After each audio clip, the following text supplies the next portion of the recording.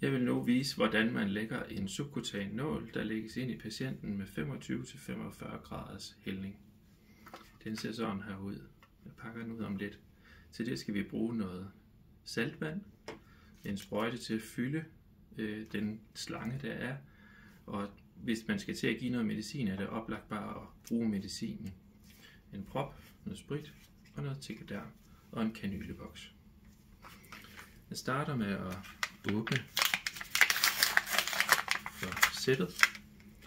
I sættet kan I se, der ligger en slange og den subkutane nål, og så en hætte til at sætte på. Den kommer vi ikke til at bruge her på hospice. Jeg vil starte med at fylde slangen med saltvand.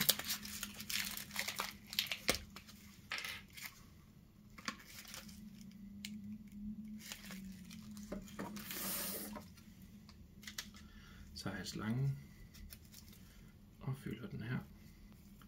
Og I kan se, når det kommer ned i når der kommer en lille dråbe hernede, så er den fyldt.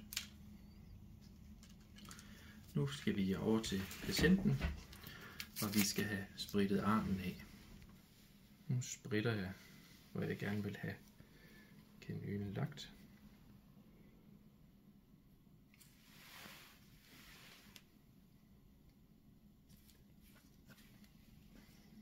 Og jeg gentager.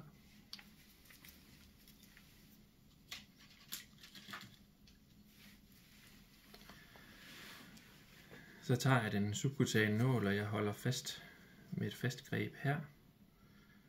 Vipper halvdelen af tegadermen tilbage og fjerner hætten.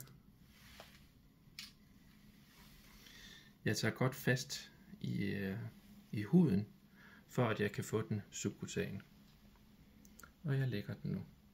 Og jeg giver et godt skub, så den ikke gør så ondt at få lagt.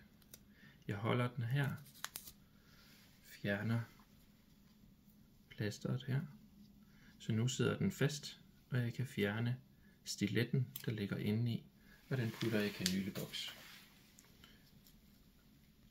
Bagved her sidder der også en film, jeg lige vipper af, og trykker den ind til huden.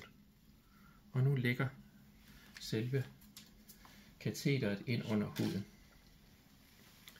Nu tager jeg slangen, som er forfyldt, tager hætten af ved at trykke ind her,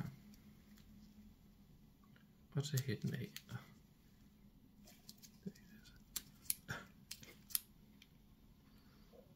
Sådan.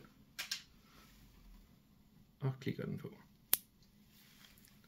Og nu er den sådan set lagt.